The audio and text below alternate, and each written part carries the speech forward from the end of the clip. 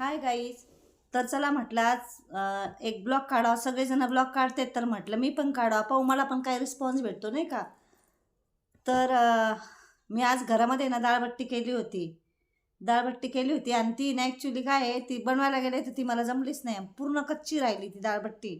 आणि एवढी भूक लागली होती ना मला मला की मी ती तशीच खाल्ली ती गपा गपा भुकाच्या तडाख्यामध्ये. डाळ पण बनवली होती मी, आणि त्या डाळीमध्ये बाप रे बाप एवढं मीठ पडलं माझ्याकडून की विचारता सोय नाही. ती डाळ पण मग त्याच्याबरोबर आहे ना, ती जी डाळबट्टी बनवली का त्याच्याबरोबर खाल्ली मी, तशीच खाल्ली भाऊ.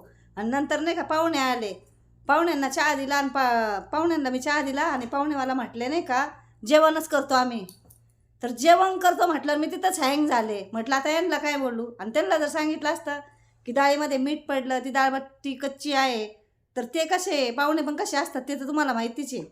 खाऊन गेले असते आणि नावं ठेवून गेले असते, दोन्ही काम केलं असतं पाहुण्यांनी. त्याच्यामुळं मी काय म्हटलं पाहुण्यांना, मी ना स्वयंपाकच नाही बनवला. मी ना पोहे बनवले आणि तेच पोहे तसेच खाल्ले. ते म्हटले का बरं तुम्ही स्वयंपाक नाही बनवला. तर त्यांना बोलले मी पाहुण्यांना माई चव जावा नाही म्हणून, मी आजारी होते. मग काय सांगणार आहे दुसरं.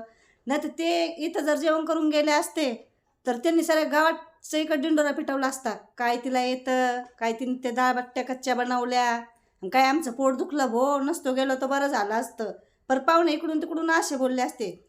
त्याच्यामुळं मी त्यांना पण पाहुण्यांना इग्नोर केलं, चहा बनवून दिला आणि तसेच वाटं लावले त्या पाहुण्यांना मी.